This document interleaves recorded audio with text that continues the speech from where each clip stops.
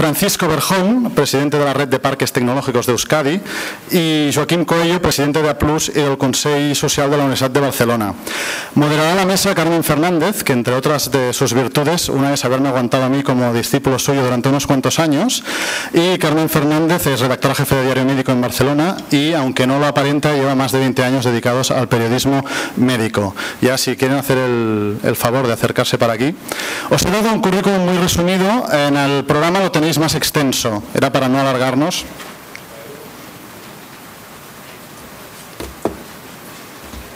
Entre otras muchas virtudes de todos los ponentes, destaca que son concisos y que se acatan al tiempo que tienen establecido, o esto esperamos.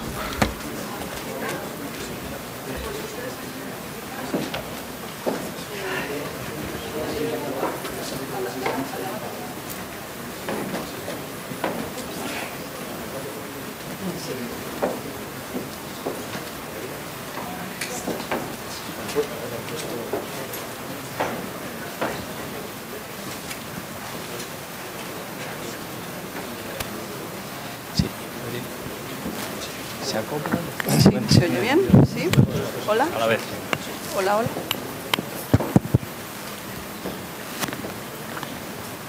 ¿Se oye bien? ¿Sí? ¿No? ¿Nada? ¿Hola? ¿Sí? ¿Ahora? ¿Un poquito mejor? Bueno, nada, muchas gracias a todos por estar aquí, por habernos invitado. La verdad es que los ponentes son de lujo para el tema que vamos a tratar y a ver si entre esta primera parte de un poco debate entre ellos y luego posteriormente cuando abramos a debate ya a todos ustedes, a ver si acabamos de exprimirles y sacarles toda la información que nos interesa sobre el tema de esta mesa. Bueno, la primera pregunta, y por poner un poco en contexto el tema, es el del interés que parece haber en este país por dejar de ser, y digo país, hablo de España, por dejar de ser pues ese país que tradicionalmente venimos siendo pues de turismo, de servicios, mucho ladrillo, de una vez por todas dar ese salto, ¿no?, a la economía del conocimiento. Ya tenemos mucha gente preparada, ya tenemos bastantes recursos, en estos últimos años además se le ha dado un impulso importante, pero quizás ustedes, como nos pasa a algunos, quizás estamos notando a faltar un poco, ya en campaña electoral, tal y como estamos, por eso les decía lo del contexto, estamos notando a faltar que nuestros políticos digan, pues en concreto, o sea, si este país, si se va a impulsar de una vez por todas esa transformación, ese paso a la economía del conocimiento, y vamos a dejar un poco atrás lo que ha sido tradicional hasta ahora, ¿no? Entonces, pues el debate va a ser debate, o sea, no vamos a... Yo voy a formular temas, pero me gustaría que intervinieran ellos en función de lo que les apetezca decir en cada momento o incluso contestarse unos a otros, si les parece, vamos a hacerlo así, para hacerlo mucho más dinámico. Pues nada, ¿qué pasa en este país? Estamos en campaña electoral, todo el mundo tendría que estar diciendo no, sobre todo economía del conocimiento, futuro, una nueva economía. ¿Pero qué pasa? ¿Qué está pasando? Pues no sé, como me está mirando a mí, empezaré yo. Buenas tardes. Yo creo que lo que pasa es que estamos obligados sí o sí a avanzar, a recorrer ese camino. Es decir, si no, el futuro que nos espera pues es el de ser un país que mientras pueda competir turísticamente pues todavía tendrá algún futuro en ese sector y bueno, pues podremos ser algo así como el geriátrico de Europa, pero poco más. Esa es la realidad. Es decir, no tenemos otro camino en un país como el nuestro en el contexto europeo que avanzar hacia un cambio de modelo productivo en el que lo que consigamos sea producir bienes y servicios que tengan un valor añadido y que por lo tanto generen eso que se llama economía del conocimiento. ¿Qué es lo que ocurre? Pues lo que ocurre es que son malos tiempos para la lírica. Es decir, estamos viviendo una situación económica mala y en esa situación económica mala que afecta a familias, que afecta a empresas, que afecta a administraciones públicas, pues uno de los primeros sitios donde se recorta es en aquello que, voy a utilizar la expresión quizá cruda, estúpidamente se considera que no es prioritario, Y entonces estamos viendo que se recortan presupuestos de educación, que se recortan presupuestos de investigación, y estamos viendo que el enorme esfuerzo que se ha hecho en los últimos, yo creo que en la última década, en los últimos 10, 12 años en este país, por intentar transformar ese modelo productivo y por intentar transformar los componentes del Producto Interior Bruto, pues en este momento nadie cambia el discurso, pero la realidad choca mucho con ese discurso. Yo, muy brevemente, yo represento aquí a un parque científico-tecnológico que no es sino fruto de un ejercicio de reflexión estratégica que se hace en una ciudad similar a Hospitalet, como es Granada, pero en un contexto radicalmente distinto. Una ciudad de 250.000 de habitantes, pero no colindante con una gran ciudad como es Barcelona y con una área metropolitana tan potente como la de Barcelona, sino que es una ciudad de 250.000 de habitantes, cabeza de una provincia que tiene a día de hoy un 30% de paro, de tasa oficial, y que en un momento determinado analiza qué podemos hacer para, aparte de ser un gran destino turístico con el monumento más visitado de España, aparte de conseguir ser un destino de turismo de congresos, aparte de qué podemos hacer. Y lo que se piensa en ese proceso de reflexión estratégica es lo que acaba de decir la alcaldesa, mirar a lo que teníamos más cerca, que es una universidad muy potente, una universidad con más de 60.000 alumnos, con casi 4.000 profesores, en una ciudad de 250.000 habitantes y en una provincia que no llega ni siquiera al millón. Esa mirada hacia el interior es lo que nos hizo estar en este proyecto. Digo que no hay alternativa. La economía basada en... Aquí hay que perfilar un poco la... No sabe.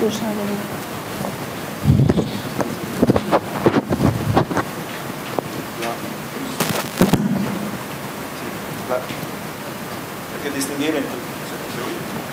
No, ¿has apretado aquí? No, está haciendo bien. Sí, La economía que es economía de conocimiento, entiendo que el conocimiento es el producto, o economía basado en conocimiento, que es una economía... bueno, eso no funciona. Me parece que esto no funciona, ¿eh? Bueno, ¿no se escucha para nada o se habla un poco?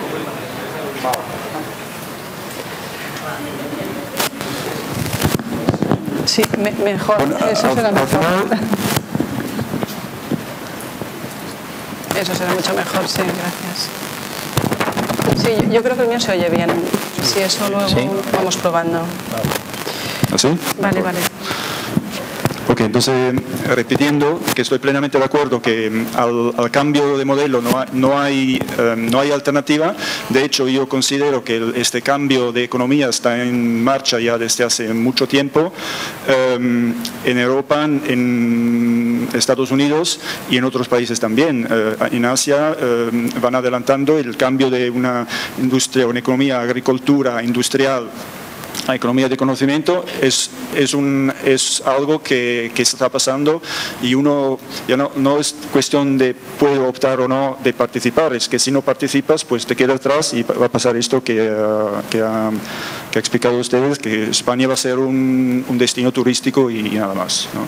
Entonces no hay elección de decir quiero o no participar, hay que participar y la gran pregunta es cómo hacerlo más rápido y no perdiendo tiempo. ¿Okay?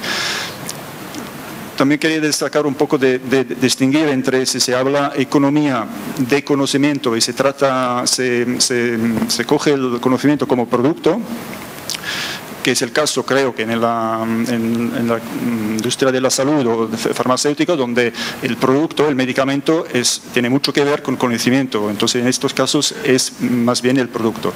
Luego, todo el resto de la economía se basa en conocimiento, porque no hay ningún sector, ni industrial, ni siquiera el agrario, que no está afectado por cambios de procesos y cambios de cómo se hacen las tecnologías, etcétera, que están también basadas en conocimiento. Por lo tanto, es un tema transversal. Ya no se puede decir la industria de la salud es conocimiento y la otra industria no es conocimiento, porque están afectados todos. Por lo tanto, es un tema universal. Una buena aclaración. Sí, lo primero es si se oye. ¿Se oye bien en este caso? Sí. Sí. Bueno, buenas tardes. Presentarme, que nos han presentado de forma colectiva para que también entendáis mis palabras. Soy presidente de los parques vascos y entonces hablo en parques tecnológicos y entonces hablo en esa condición, es decir, soy más bien generalista, no tengo una especialidad ni conozco en profundidad el sector biomédico. Entonces, la primera pregunta que se hacía aquí, la sociedad de conocimiento, bueno, yo creo que el problema es que cada uno puede tener un concepto diferente de qué es eso, ¿no? Pero en el concepto general es evidente que todo el mundo apuesta por ello. Lo que pasa es que no se puede apostar en contraposición a los sectores tradicionales, es decir, haciendo un símil con cuando la mayoría de la gente se dedicaba a la industria, luego se dedicaba a la agricultura, luego pasó a la industria, luego los servicios. Ahora, tanto en la industria como en los servicios, incluso en la agricultura, se pretende aplicar una sociedad de un método productivo diferente. Ahí está de acuerdo todo el mundo. El problema es cómo se llega a eso y tiene que ser progresivo. Es decir, en nuestro sueldo, la mayoría de los que estamos aquí, los paga la industria tradicional. Entonces, no se puede pasar de un tipo de producción y de un tipo de modelo económico a otro en 2 días. Un ejemplo claro es, bueno, pues un pueblo que tiene parados de la construcción 5.000 personas, pues podía traer no sé qué parque tecnológico y hacer, pero a lo mejor tiene que ser para otras personas que no son para esas 5.000, porque es una generación determinada con una preparación determinada. Entonces, el problema es con qué ritmos y de qué forma se potencia sin descolgar a trabajadores a esa nueva sociedad con un modelo productivo, para entendernos, antagónico al que ha sido el del ladrillo.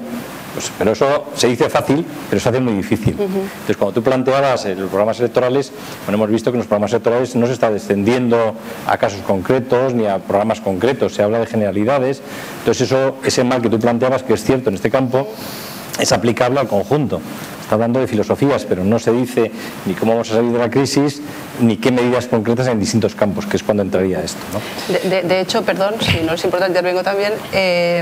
Ahora con esta crisis se está abordando que dicen, bueno, es que también necesitamos un poquito de industria, no, un poquito no, bastante. Estamos viendo el modelo alemán, donde allí están exportando muchísimo, pero es que ¿qué están produciendo? Están produciendo tecnología para todo el mundo.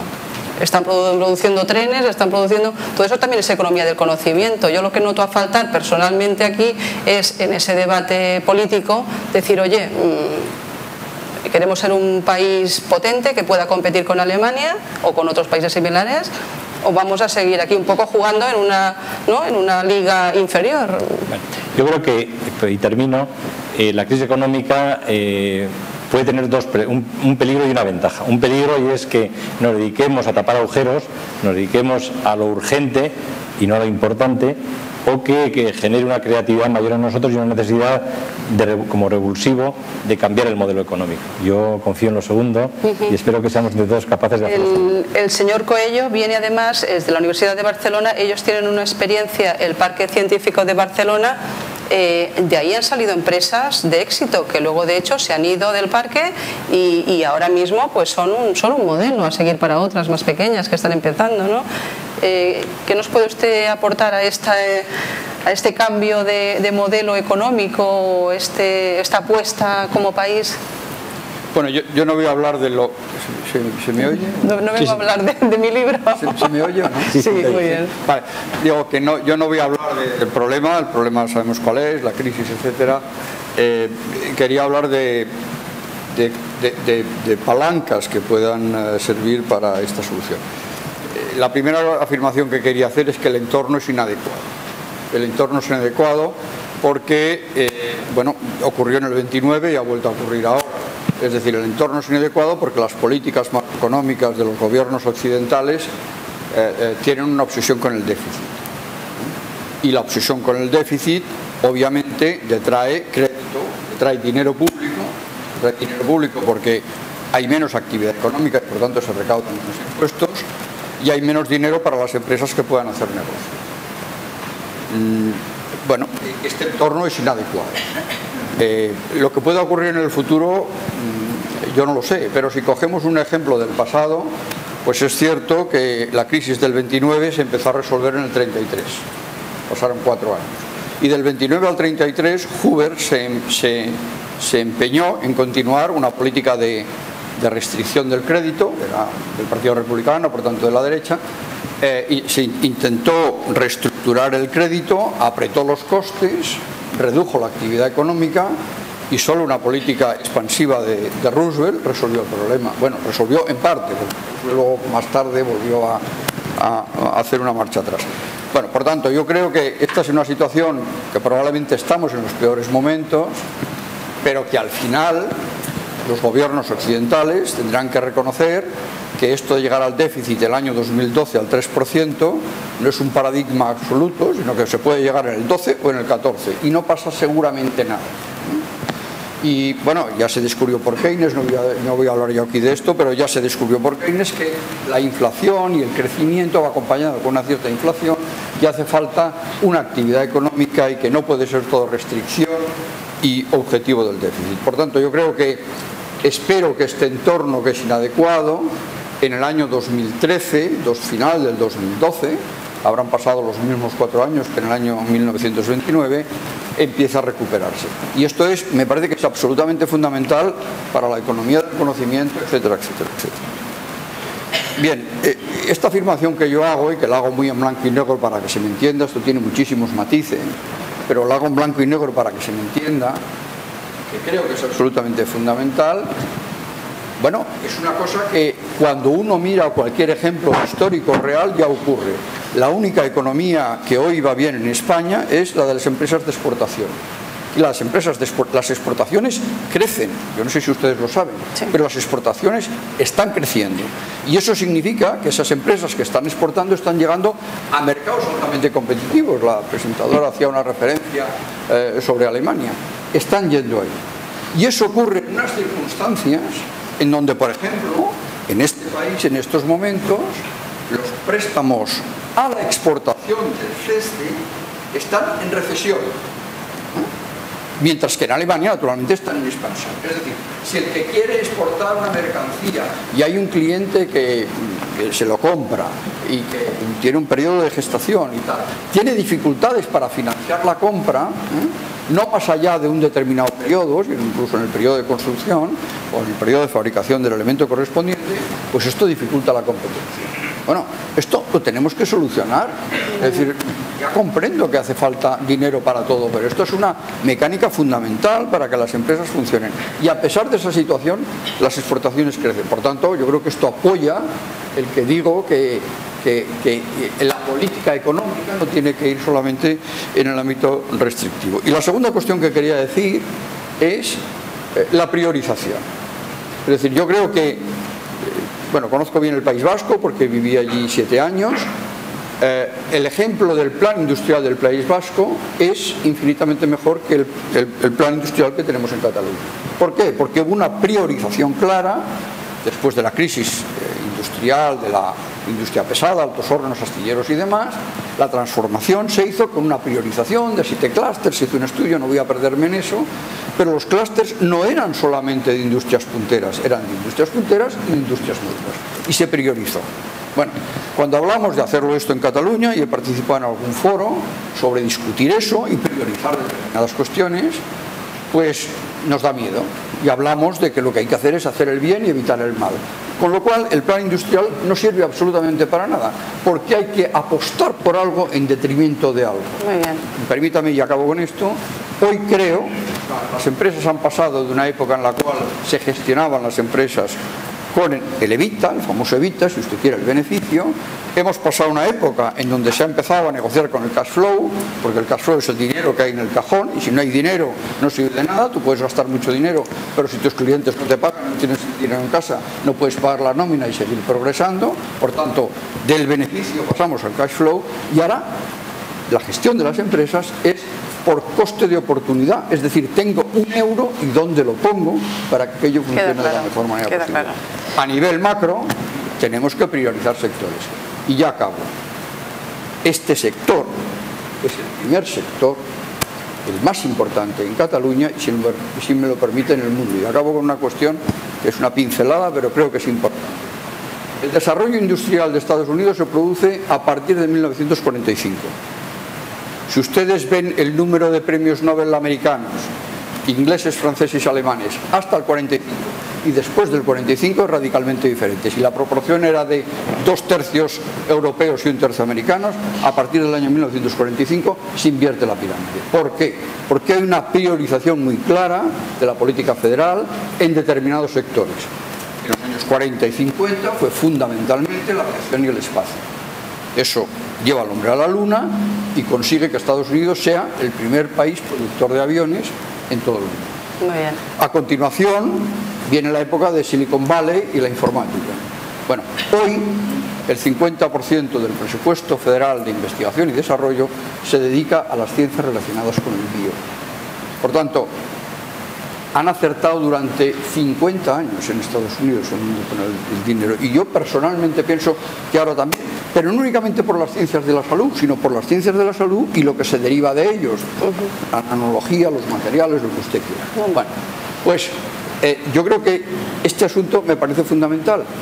Y en este país esto no está priorizado. Bueno, pero somos también un poco competencia, porque yo el otro día estuve en Germanstrias hablando con los del proyecto IVACAT, el de la vacuna para el SIDA, y aquí tenemos 2 investigadores que llevaban 10 años en Harvard, siendo muy punteros, y se han venido a Badalona, o sea que a veces también metemos algún gol. Vamos entonces ahora a los actores. ¿Qué tipo de gente necesitamos para que todo esto realmente prospere? Necesitamos innovadores, también necesitamos emprendedores. Y necesitamos gestores del conocimiento, las universidades. ¿Qué está pasando? ¿Estamos formando ahí la gente que necesitamos? ¿Cómo ven esto? ¿Viene usted? Bueno, yo aparte de compartir lo que acaba de decir el señor Coello de la necesidad de cambiar el entorno macroeconómico si queremos de verdad avanzar hacia conformar una auténtica sociedad del conocimiento, también una brevísima pincelada. Es decir, ahora mismo la crisis está sobrevolando todo y está aplastando todo, pero antes de que surgiera la crisis, no España, Europa ya había fracasado parcialmente en ese camino hacia la sociedad del conocimiento.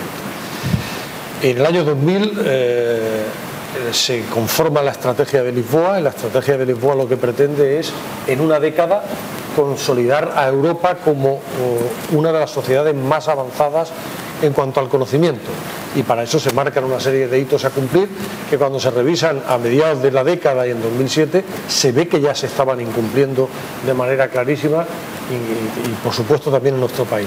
Por lo tanto, no es solamente un efecto de la crisis, sino de que no se había priorizado lo suficiente como se decía antes. ¿Qué actores necesitamos? Yo creo que actores tenemos. Lo que necesitamos es saltar una serie de barreras a todos los niveles, y además lo que tenemos que hacer es intentar coordinar a esos actores. La universidad se la denosta mucho, pero la universidad está sufriendo un cambio cultural muy importante. Estamos hablando en un ambiente biosanitario. En una facultad de informática, un profesor que monta una empresa es bien visto por sus colegas. En una facultad de medicina, hasta tiempo realmente reciente, un profesor de la facultad que quería montar una empresa, lo primero que obtenía era, digamos, el desdén intelectual de sus colegas. Yo he escuchado frases como: lo único que le interesa es el dinero, es un pesetero, por decirlo coloquialmente. Después de la barrera cultural, que afortunadamente se está empezando a superar, pero que todavía tienen que pasar años, viene la barrera administrativa. Tú quieres montar una empresa porque piensas que el fruto de tu trabajo como investigador no solamente te va a servir para ampliar tu currículum académico, sino que va a ser atractivo comercialmente y puede ser rentable en el mercado. Eso yo voy a echarme para adelante. Y entonces viene la administración y te arregla el cuerpo. La administración te dice: bueno, tú quieres montar una empresa, te voy a quitar la dedicación exclusiva, te voy a quitar el complemento de tal, y te voy a dejar con lo justo. Oiga, yo lo que quería era empezar en paralelo una aventura, no suicidarme. Y después viene el tercer elemento, que en este momento quizás es el más grave, porque no existe crédito para nada, y por lo tanto pues figurémonos las dificultades que existen para financiar una empresa en la que lo que se aportan son intangibles, lo que se aporta es conocimiento. Cuando uno va a una entidad financiera le dicen, pero bueno, ya hemos desechado el ladrillo, ya no queremos solares, ya no queremos proyectos, pero ¿tú qué es lo que traes? No, yo traigo esta idea, no, pero bueno, detrás de eso ¿qué hay? ¿No? Yo lo que vengo es a pedir financiación y seguramente en muchos casos en cantidades no muy grandes. No, para eso en este momento no tenemos. Entonces hay que salvar barreras culturales, hay que salvar barreras administrativas, hay que generar, en este momento carecemos de mecanismos de financiación de proyectos, las sociedades de capital riesgo no atraviesan sus mejores momentos, el sector financiero está sometido a un proceso de reconversión drástico y acelerado que hace que no pueda pararse a atender lo que debiera ser prioritario y sobre todo lo que tenemos que hacer es coordinar a todos esos agentes en pro de un objetivo común. ¿Alguna aportación más sobre este tema? Sí. Bueno, se planteaba por los dos anteriores compañeros el problema del marco en que nos desenvolvemos. Eso es fundamental, es decir, las directrices que marque el gobierno, lo que estimule, indudablemente los gobiernos no crean empleo, pero si no crean ellos condiciones para que lo creen las empresas, pues mal vamos. Entonces, en este momento se planteaba, y por ambos, que la restricción del gasto se está incidiendo demasiado, viene impuesta desde Europa y a lo mejor a corto plazo no hay más remedio que hacerlo, pero hay que volver a políticas como Keynes, a seguirle un poco en el sentido de inversión pública para reactivar la economía. Esta manera también de priorización. Indudablemente, en un momento de crisis hay que, además de no ahogarnos, hay que plantear qué es lo que vamos a hacer y dentro de lo que vamos a hacer, qué palanca se hablaba o qué mecanismos, que al fin y al cabo es lo más interesante, es decir, cuál sería lo que tendríamos que hacer. Entonces, lo que no cabe duda es de que hay modelos ya. Uno modelo son los americanos. Silicon Valley ha creado escuela en todo el mundo. En España tenemos 80 y tantos parques tecnológicos. Yo creo que es una infraestructura muy interesante. Permitirme, aquí estamos dos representantes que lo defiendan como instrumento. Es decir, no son solamente espacios donde se ubican empresas, a diferencia un poco de los polígonos, que también cumplen su función. Sí, pero eso lo podemos dejar para otro momento. Sigamos con los actores. Bueno, los actores. ¿Qué pasa con los gestores de conocimiento? Yo he asistido a un congreso de biotecnología en el que todas las empresas se quejaban, oye, es muy difícil contratar en España buenos gestores de conocimiento que lleven todo ese desarrollo científico, lo lleven a las empresas. Sí, yo iba... Y que además eso se materialice y sea un éxito luego en el mercado. Sí, pero te iba a contestar, y me enlazo con lo que dices, permíteme. Tienes que tener primero un marco macroeconómico público, condiciones donde se va a desenvolver. Tienes que tener unos espacios que son, por ejemplo, parques, tienes que tener centros tecnológicos, desarrollarlos, tienes que tener clúster. Y claro, todo eso tiene que moverlo y generarlo gestores, que es lo que tú planteas.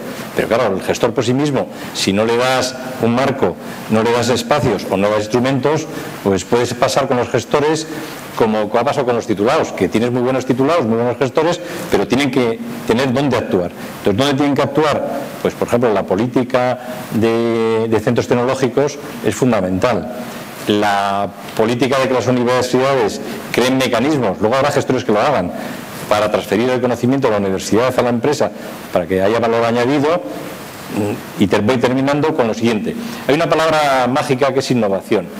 Seguramente si cada uno lo busca, seguramente vosotros tendríais opiniones diferentes, pero si lo busquéis en el diccionario os daréis cuenta que no todo el mundo tiene la idea de lo que es innovación. Y entonces, si no hay traslación del conocimiento al mercado y no hay incremento del PIB y no hay valor añadido, no hay innovación. Entonces, innovación no es investigación. Entonces, aquí de la cuestión es, si queremos mantener el nivel de vida que tienen los países occidentales y en particular España y en particular Cataluña y el País Vasco, pues la única forma es ser capaces de crear conocimiento, pero trasladar ese conocimiento a productos y a servicios, hacer esa transferencia de tecnología. Yo creo que es uno de los sitios donde está el quid del problema. Weismar es de una empresa, es Advancel, no sé ellos cómo lo ven. Bueno, Puedo estar parcialmente de acuerdo con lo que se ha dicho. Lo que quería hacer un punto es que se pone mucho énfasis en la administración tiene que darme las herramientas, la administración tiene que darme financiación, etcétera, etcétera. Así que veo que la administración tiene un papel de crear las condiciones para que las empresas y los emprendedores, en este caso, que quieren emprender, lo pueden hacer con facilidad. Y poner en marcha, bueno, si hay herramientas de financiación pública, pues bienvenida, pero también puede hacer cosas como incentivos fiscales, etcétera, etcétera, que costarían poco en tesorería pública, digamos, y incentivarían inversión privada. Porque si tanto hablamos del modelo americano, Silicon Valley no se ha creado a base de un parque tecnológico, se ha creado a base de emprendedores y facilidad y ganas de invertir y apostar, venga, $500,000 para esta idea, porque es otra mentalidad. Y ahí volvemos un poco al tema cultural, que no es solamente un tema español, es un tema europeo, que sí que hay una diferencia en mentalidad de arriesgarse a hacer cosas y de aplaudir a alguien que se ha arriesgado incluso cuando ha fracasado, ¿no? Y no como en Europa.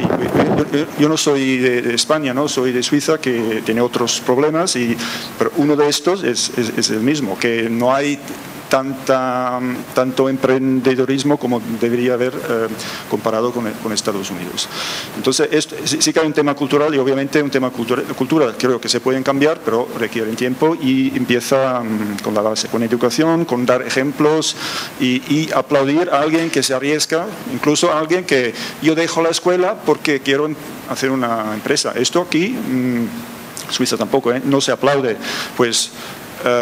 Microsoft ha sido fundado por un señor que después del segundo año de sus estudios lo ha dejado y ha fundado Microsoft. Creo que Steve Jobs, no lo sé, pero creo que también no ha terminado su carrera. Entonces no es gente que digamos que no es un role model, ¿no? Entonces lo han hecho bien y han creado algo que tiene valor. Entonces, eso, y creo que es una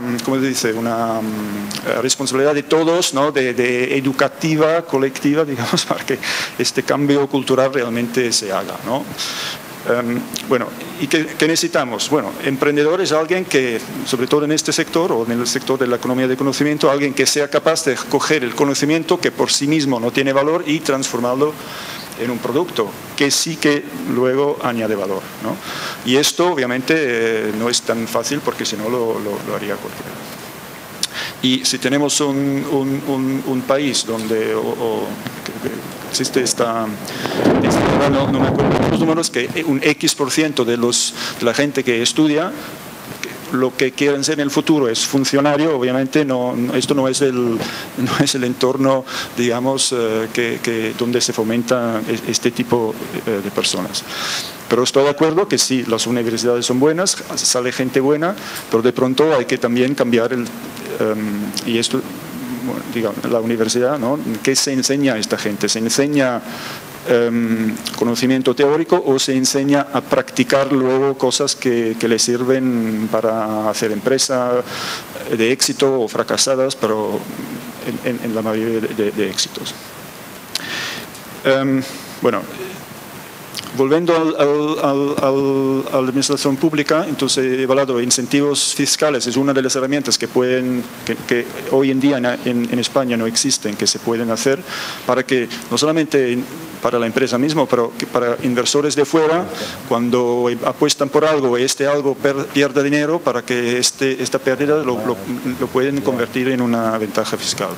Y el otro punto es la compra pública innovadora, que es muy importante, sobre todo en un sector que se ha invertido mucho dinero público para crear productos, y que luego hay empresas, ¿no?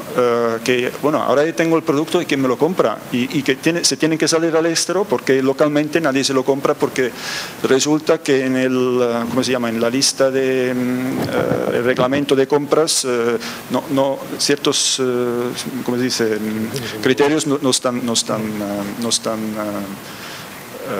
cumplidos, ¿no? Y esto obviamente es el dato que hemos oído antes, que las exportaciones están aumentando, pues le puedes dar una lectura positiva o negativa. Quiere decir que estas empresas en el mercado español no tienen suficientemente cliente y se tienen que salir.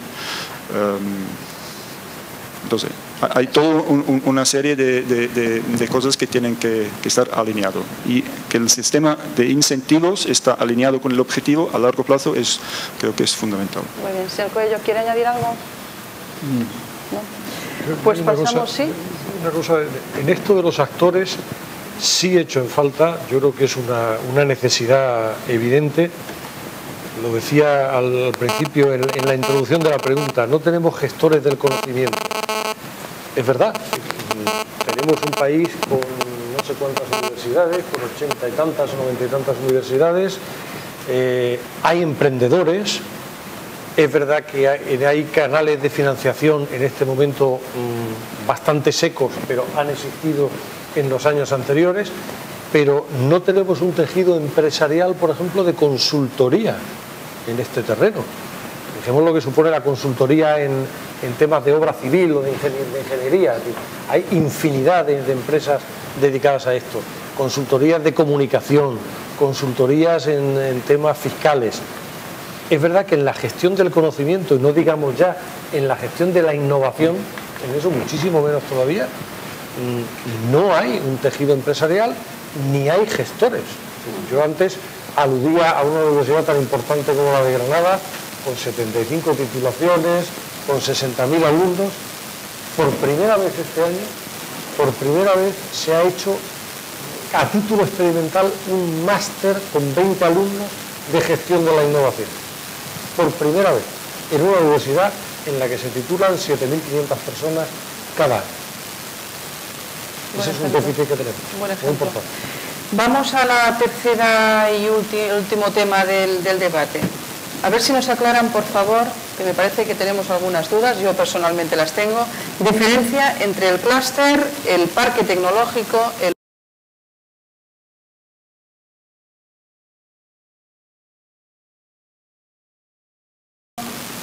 tienen que estar vinculados en el ámbito biomédico.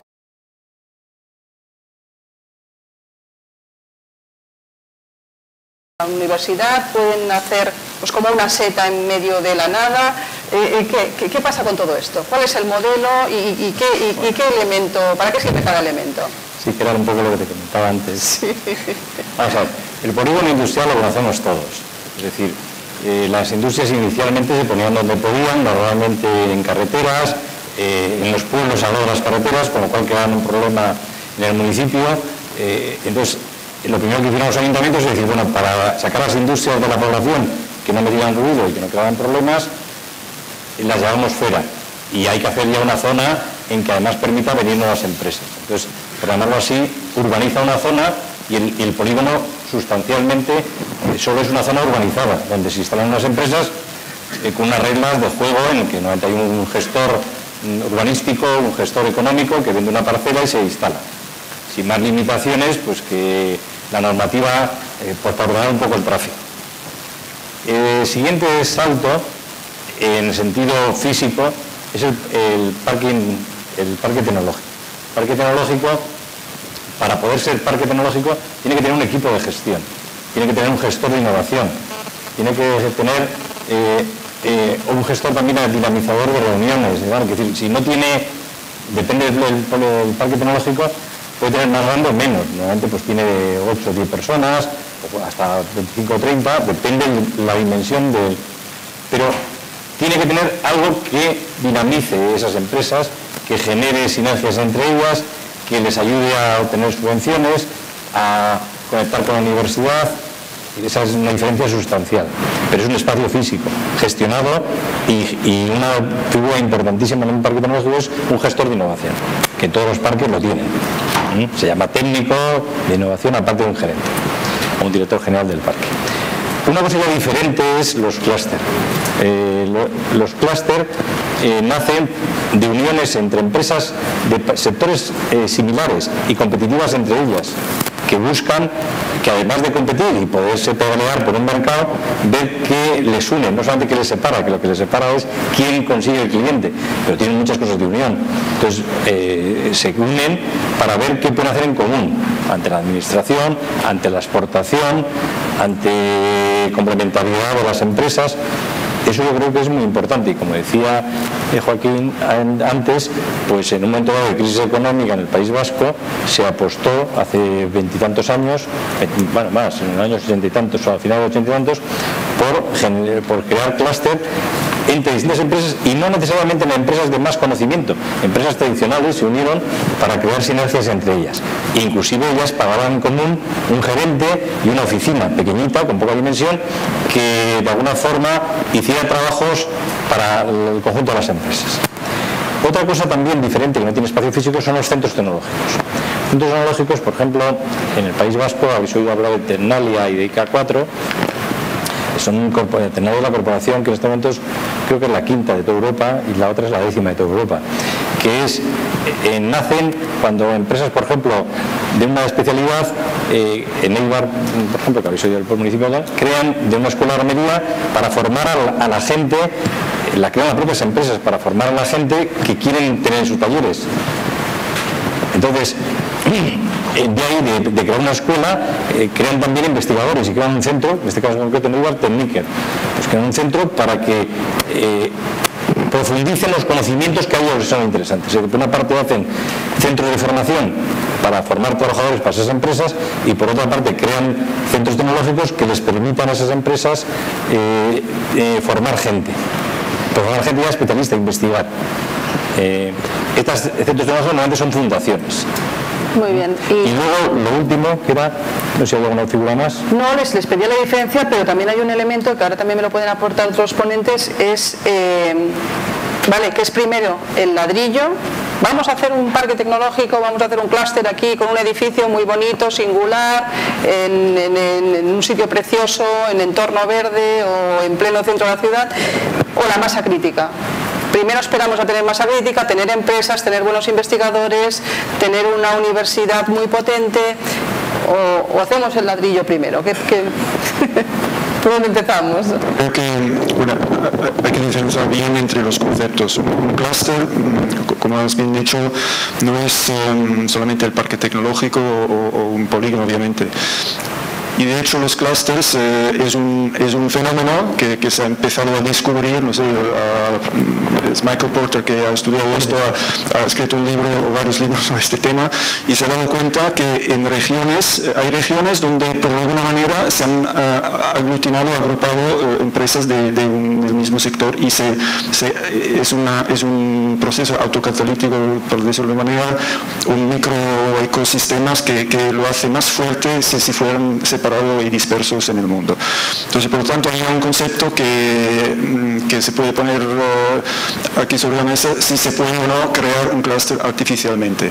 Yo creo que tiene que haber una base y es muy importante que un clúster está compuesto sobre todo, un elemento muy importante son empresas, y no solamente empresas pequeñas, sino también empresas grandes tractoras, porque son aquellas que luego son las empresas que van más allá del clúster, ¿no? El clúster es del conjunto de empresas grandes que venden afuera y son aquellas que traen los recursos económicos para fomentar todas las otras empresas que están dentro del clúster que se dedican a dar servicios para que el clúster funcione mejor dentro de un determinado sector. Obviamente es posible gestionar una vez que se ha descubierto, mira, aquí ya tenemos una masa crítica de conocimiento de empresas que se dedican a un cierto sector, que es el caso, creo, es el caso aquí en Cataluña, de hecho en la región alrededor de Barcelona. Y se puede gestionar y hacer que se fomente y que vaya mejor poniendo en marcha políticas que dan este soporte, estos, ¿cómo se dice? Los frame conditions que para que esto salga adelante. Esto se puede hacer y se tiene que hacer, ¿no? Y creo que los parques tecnológicos, como el PCB en Barcelona, es un elemento de esto porque aporta digamos, el microclima o como se dice, el vivero para que puedan salir las empresas pequeñas, aparte de los Almiralls o Esteles y tal, que ya estaban, que para mí son la base o son las tractoras del clúster. Y de hecho, una cosa que una empresa como Albancel hace en falta, que nosotros también estamos ubicados en el parque científico, es que haya más actividad o más tracción con estas empresas ya grandes, como puede ser una Almirall, un STD o Ferrer, porque son ellos, bueno, se está empezando a hacer, pero que son ellos que tienen que aportar parte de los recursos económicos, o que pueden hacerlo y se pueden aprovechar, de hecho, de conocimiento y de innovación que se está creando en las pequeñas empresas. Entonces, todo un ecosistema que se puede fomentar. Y para responder a tu pregunta, yo creo que masa crítica primero, incluyendo sobre todo con empresas, y luego ver qué hay que hacer para gestionarlo y fomentarlo para que siga adelante. Pero masa crítica ya público-privado, de inicio. No, si hay empresas ahí, ya había universidades que están educando a gente. Una de las cosas importantes del clúster, de los beneficios de estar en una región donde hay una concentración de empresas de un cierto sector, es que el talento, la gente que tiene que trabajar en esto, pues sale de las universidades normalmente del entorno. Va conjuntamente. O a propósito o por casualidad, hasta un cierto momento, hasta que uno se da cuenta, oye, aquí hay un clúster y ahora vamos a poner en marcha políticas para que sea aún más fuerte. Entonces, masa crítica, creo, empresas, universidades, centro de investigación, etcétera, etcétera. Pero empezar en el Prado Verde, en el medio del desierto, aquí ahora me pongo mi centro tecnológico y creo un clúster, es muy difícil. Es posible, pero entonces te vas a ese modelo Las Vegas, donde alguien dice, mira, aquí hay un desierto, voy a hacer un lago artificial, voy a hacer todo esto, y en no sé en cuántos años, pero 60 años se ha creado una ciudad que ahora no solamente hay juegos, sino hay muchas otras cosas. Pero en una economía tal como la tenemos aquí, creo que hay que empezar con lo que existe localmente. Yo quería únicamente utilizar la expresión de microclima, que me parece que es el reto que tenemos en ese avance hacia la sociedad del conocimiento, el reto que tenemos ahora. Se ha explicado lo que es un clúster, un parque tecnológico, un parque científico, que es algo distinto matizadamente de un parque tecnológico, lo que es un polígono industrial, y hay ejemplos de éxito y de fracaso. Hay instalaciones en mitad de la nada, que yo podría citar alguna que otra. Pero hay muchos ejemplos de éxito. Es decir, el parque tecnológico de Zamudio es uno de los mayores parques tecnológicos que hay en España. Es decir, el Parque Científico de Barcelona es un auténtico cañón. El Parque Tecnológico de Andalucía en Málaga, Cartuja 93. El reto ahora, desde mi punto de vista, si queremos de verdad avanzar en el camino hacia la sociedad del conocimiento, es llevar ese espíritu innovador que existe en los parques al tejido empresarial real, porque el tejido empresarial real, no nos engañemos, no es el del Parque Tecnológico de Zamudio, eso es una burbuja, eso no es el tejido empresarial real de Euskadi, ni el Parc Científic de Barcelona, que está al lado, es el tejido empresarial real de Cataluña. Es una burbuja donde hablar de investigación, de transferencia de conocimiento, de innovación, eso forma parte del lenguaje común. El problema es que nosotros estamos intentando hacer productos, no sé. No, por supuesto. Lo que digo es, tenemos que intentar hacer un esfuerzo para llevar ese espíritu a los polígonos industriales, que es donde hay 7 o 8.000 trabajadores. Yo dirijo un parque donde hay 1.500 personas trabajando. Allí este discurso lo utiliza todo el mundo. Pero por el otro lado también hay que llevar ese espíritu a los investigadores públicos. O sea, yo me veo muy a menudo entrevistando a investigadores biomédicos, me explican cosas que las acaban de publicar en las mejores revistas internacionales, y les digo, oye, ¿y no te da miedo publicar esto, que lo vea un equipo competidor de Estados Unidos, de aquí y de allá? Y ellos me dicen, es que no es problema mío.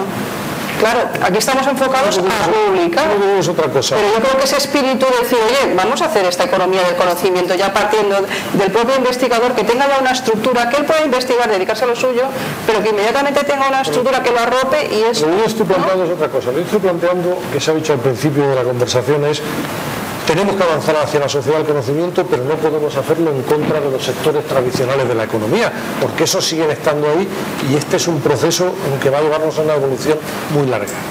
Yo creo que se ha avanzado mucho en el camino de construir todos estos agentes, los parques, las oficinas de transferencia de resultados de la investigación, las fundaciones, empresas, universidad, todos los agentes que intermedian en este proceso.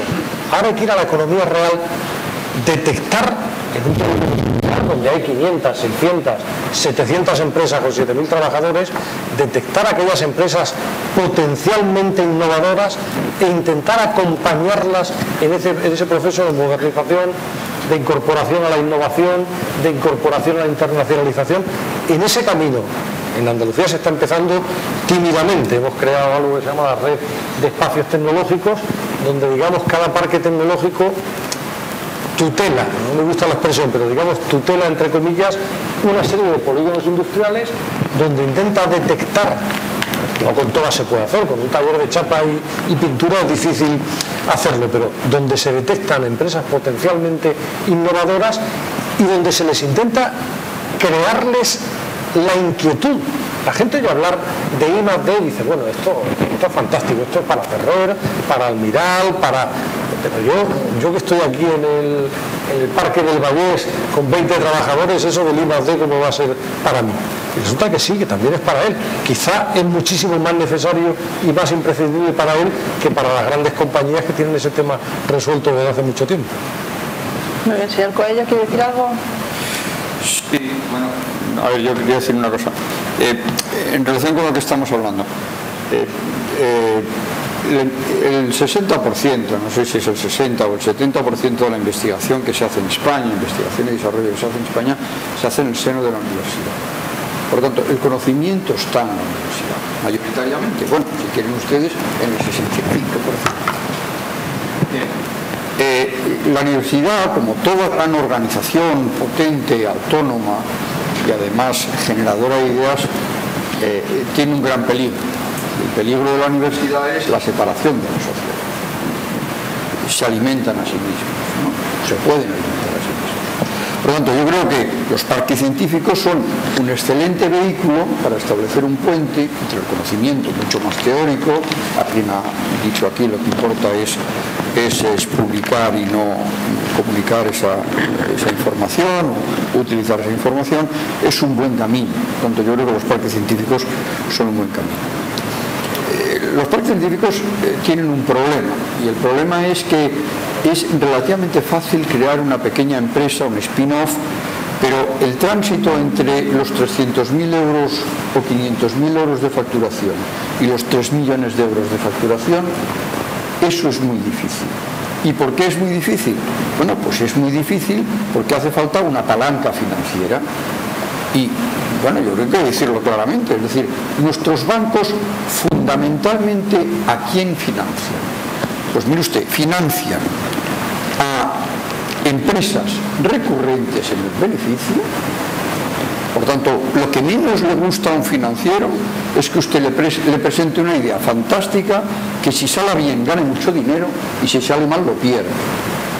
El desideratum para un financiero, y lo digo otra vez en blanco y negro para que se me entienda, es el señor que tiene, bueno, muy fácil, están los libros en las escuelas de negocio, el que mantiene ascensores. ¿Por qué? Porque eso es un mercado que existe cada año, que se reproduce cada año, que sube con el IPC más 1 y que por tanto es perfectamente previsible cuál va a ser la cuenta de resultados y el cash flow que va a tener a largo plazo, y por tanto el financiero sí financia eso porque sabe que el préstamo que le da lo puede recuperar. Por tanto, hay un problema fundamental entre esa empresa spin-off que ya ha pasado del laboratorio de la universidad y que ya ha vendido producto, pero que necesita una palanca financiera. Y esa es una dificultad importante. Usted ha dicho aquí, no hay que pedir que el gobierno nos resuelva las cosas.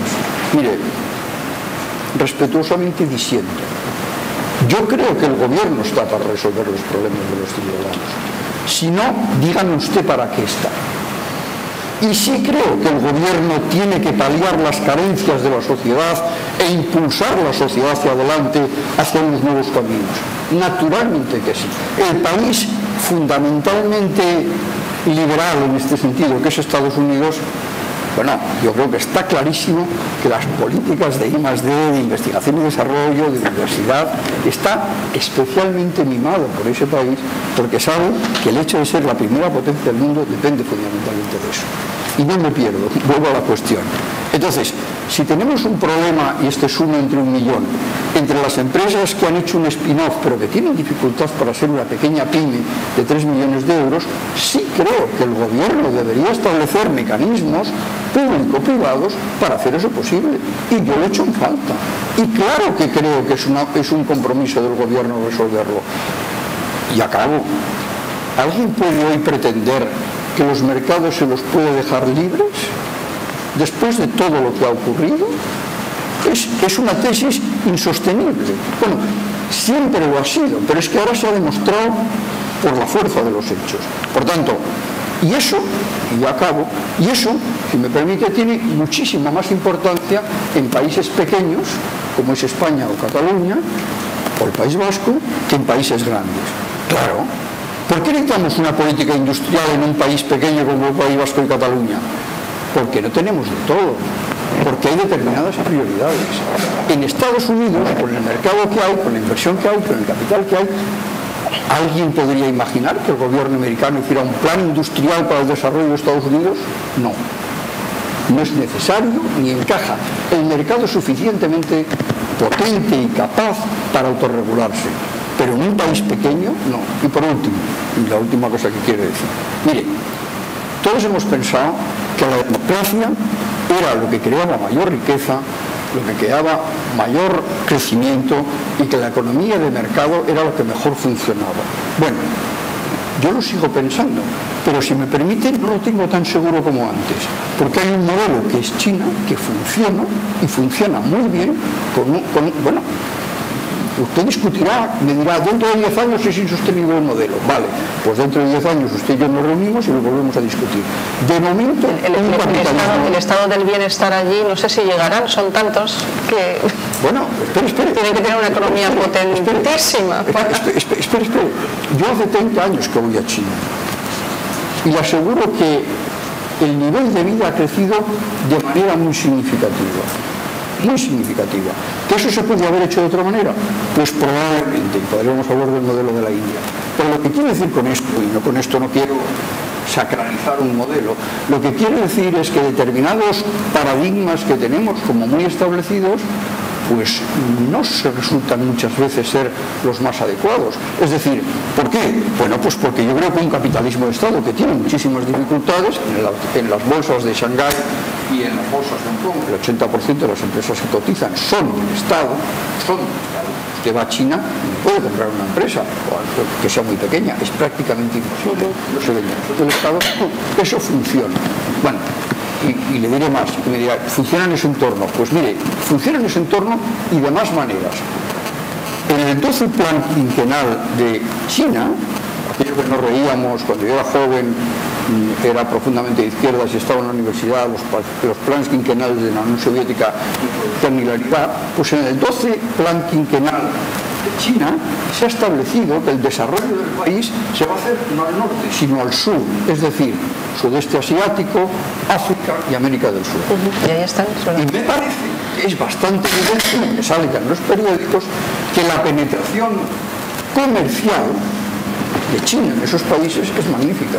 Por lo tanto, hay determinadas cuestiones que no podemos pensar que es un paradigma absoluto y que no va a cambiar. Pero en fin, lo que yo quería decir, es decir, carencias concretas, spin-off a pequeña y mediana empresa, es una dificultad fundamental. Mejorar e impulsar los parques científicos y tecnológicos me parece clave. Hay un peligro.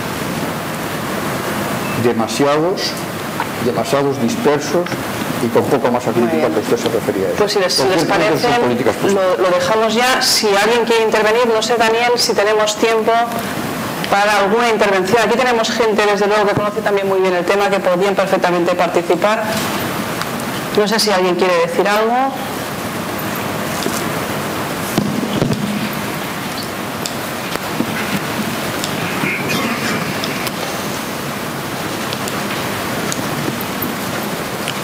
Bueno, en primer lugar agradecerles la participación, pienso que ha sido muy interesante. Yo sí que tenía una pregunta. A mí una de las cosas que me preocupan en los parques científico-tecnológicos es que los tiene que financiar, entre otras cosas porque, por los que yo conozco, gran parte de ellos tienen un déficit muy importante, anual, plurianual y todo lo que conlleva con ello. Por eso, ¿quién tiene que financiarlo? ¿Cómo tiene que presentarse, digamos, el plan económico para que un parque científico sea autosostenible más o menos?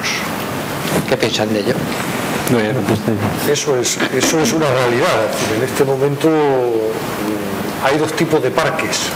Lo decía antes, se decía antes en la intervención. Hay unos parques que son propietarios de suelo, es el modelo tradicional de parque tecnológico, en los que se funciona con unos ingresos típicamente inmobiliarios. Los que le vendo parcelas, vendo derechos de superficie, le arriendo oficinas y en base a eso me voy financiando y a cambio le presto unos servicios de vigilancia tecnológica, de propiedad intelectual, de gestión de la innovación, de dinamización, etcétera, etcétera. Hay otros parques que son casi todos los científicos. Los parques científicos no suelen tener ese patrimonio de suelo. Y por lo tanto son los que incurren en mayores déficits. Tampoco tiene que ser un déficit muy grande. Un parque científico lo que debe tener es una estructura mínima, como se comentaba antes, una estructura que normalmente con 8, 10, 12 personas a lo sumo puede funcionar perfectamente y tampoco es tan costoso, si realmente hay masa crítica, el poder mantener en base a pagar, a retribuir los servicios que presta el parque, retribuir el trabajo de esas personas. El problema es cuando no hay masa crítica. En un principio es verdad, por ejemplo, en Andalucía recientemente se acaba de aprobar por parte del gobierno autonómico una orden que se llama de financiación basal, en el cual se le exige a todos los parques elaborar un plan de negocio y se les garantiza un mínimo durante un periodo de tiempo determinado, 3-4 años. A los 3-4 años deben ser autosuficientes en su mantenimiento. Sinceramente creo que con la falta que hay de tejido empresarial al que yo aludía antes, de consultoría, de gestión de la innovación, de gestión del conocimiento, si se retribuye ese tipo de servicios exactamente igual que se retribuyen otros, es muy posible que los parques sean autosuficientes en un plazo de tiempo relativamente corto. Vamos a ver. En el sector público, es decir, a la economía del conocimiento no vamos a llevar si dejamos libre a los mercados. Joaquín Coello empezaba a dudar, y también dudo, de esa especie de liberalismo que ha habido, de que se autorregulan los mercados y que lo que mejor puede hacer un gobierno es no intervenir. Creo que es equivocado, creo que hay que intervenir y hay una de las formas de intervenir es ayudando a ese traspaso. Entonces, los parques tienen que financiarlos fundamentalmente las administraciones, porque si financia la universidad, al final también la financia la universidad de la administración. Permitidme una anécdota, en el País Vasco hemos conseguido hacer un parque que abarca todo Vizcaya, tiene varios campus y uno de los campus es en la universidad. La universidad nos ha dejado muchas hectáreas y se ha incorporado al parque como capitalista del parque. Al Consejo de Administración se ha incorporado un miembro del vicerrector de la universidad. Entonces hemos hecho una cosa pionera, que es no hacer esa disociación dentro de Vizcaya entre parque tecnológico y parque científico.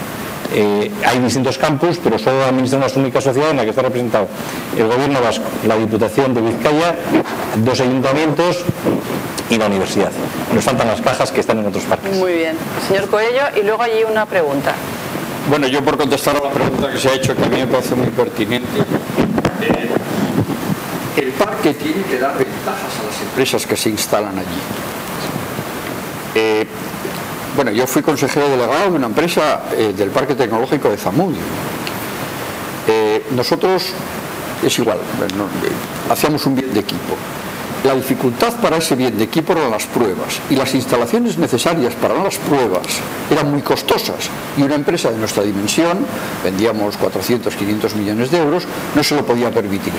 ¿Qué nos dio el parque? El parque nos dio las instalaciones adecuadas para poder ensayar nuestros equipos, que ellos pagaron. No pagábamos nosotros en la empresa, lo pagaron ellos.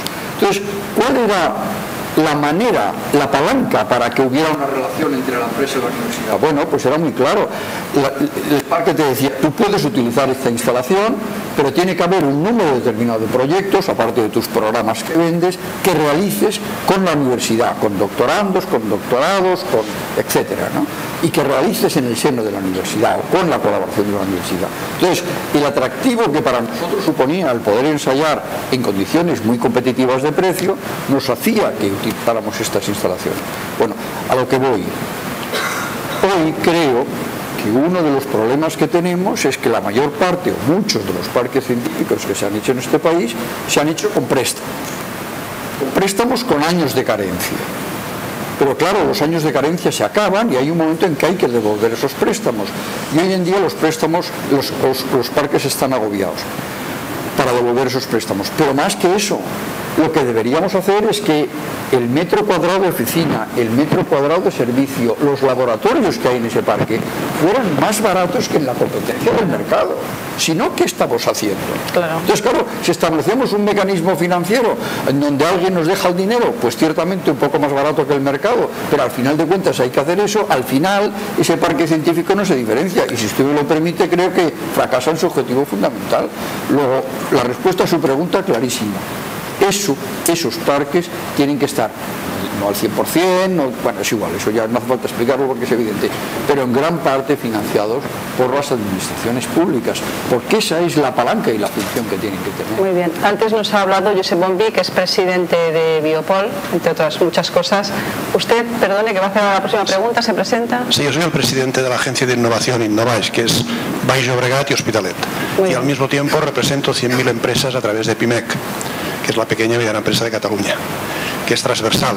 Que yo quería aportar, en primer lugar, felicitar a los participantes porque el tema que se suscita es importante, pero sí quería referirme a un hecho diferencial importante de lo que ha surgido aquí en cuanto al mundo empresa-universidad. Innovaix nació hace 2 años, fue el segundo aniversario hace unos días con la presencia del presidente de la Generalitat, el señor Artur Mas, y fue creada esta agencia como una iniciativa del mundo municipal, es decir, forman parte, yo tengo aquí un representante del Ayuntamiento de Sant Boi, los 27 municipios, junto con la alcaldía también de la señora ilustrísima Núria Marín de aquí de Hospitalet, y el sitio, la ubicación es el Consell Comarcal del Baix Llobregat, es decir, que los costes cero porque están en el mismo edificio, es un edificio oficial. Forman parte empresas que facturan 30.000 millones de euros al año, 100.000 trabajadores, y la UPC, la Universidad Politécnica, forma parte de la Cámara de Comerç del Baix Llobregat, es decir, todos los agentes sociales y empresas, y 8.000 pymes, que son las 8.000 pymes del Baix Llobregat. Yo les quería citar esto como un ejemplo de colaboración. ¿Por qué nació esto? Por la falta de liquidez. Es decir, no había dinero para crear nuevos proyectos de innovación en la comarca y entonces a iniciativa municipal, que hay que agradecer, se creó esta asociación, esta agencia. Se han creado están en marcha 20 proyectos y el capital de estos proyectos ha surgido del mismo mundo empresarial transversal, es decir, proyectos de innovación, pero que son financiados por las propias empresas, ya que los bancos, evidentemente, estoy de acuerdo con ustedes, no dejan dinero ni aunque sea un proyecto innovador. Proyectos innovadores. Algunos proyectos son de por encima de los 600.000 euros, hay proyectos de 1,5 millones de euros aportados por las propias empresas, y esto se presentó el pasado día 2, que fue el segundo aniversario, con la presencia del presidente de la Generalitat. Les quería aportar esto. También en PIMEC tenemos una comisión de sanidad que agrupa todas las farmacias de Cataluña, hospitales privados, empresas geriátricas, las empresas de biotecnología, está Cataluña Bio asociada, y también hemos hecho, y ha salido hace unos días una nota de prensa defendiendo intereses privados de Cataluña frente a las consellerías. Formamos parte de todas las sillas de decisión, con lo cual cualquier tema que se nos quiera hacer llegar a través de esta comisión lo llevamos a los órganos, porque somos agente social, es decir, somos 4 agentes sociales en Cataluña: Comisiones Obreras, UGT, Fomento y PIMEC.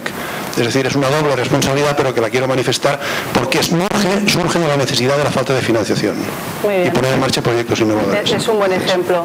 Ya me piden que vayamos cortando, también me han pedido que haga un resumen un poco, les voy a dar un poco las 4 claves que a mi juicio es muy cuestionable, pues me han aportado, es lo que me va a servir un poco también para formar mi opinión, y supongo que a ustedes también les puede servir. A mí me ha quedado claro que sí o sí, economía del conocimiento, si no vamos a ser el geriátrico de Europa, que que el contexto no lo facilita, hay restricciones presupuestarias, no se están apoyando cosas importantes como es la exportación. Tenemos el capital humano, pero no tenemos el capital con mayúsculas, ni tenemos incentivos fiscales, ni tenemos inversores que realmente sepan invertir en esto. Necesitamos gestores del conocimiento, también necesitamos consultorías especializadas, gente que dé soporte a todo esto y conocimiento para que esto llegue a buen puerto. No es lo mismo un clúster que un parque tecnológico o científico o un polígono industrial, eso también ha quedado muy claro. Necesitamos pequeñas empresas biotecnológicas muy innovadoras y muy ágiles, pero también empresa tradicional que esté haciendo de tractor de todo esto, y que tenemos que ir a Granada y al País Vasco a chafardear un poco y, ¿por qué no?, a llegar a algún tipo de alianza, a algún tipo de colaboración con ellos, que parece que lo están haciendo muy bien. Muchísimas gracias a todos, muchísimas gracias a los ponentes. Yo he pasado muy buen rato, no sé ustedes. Muchísimas gracias.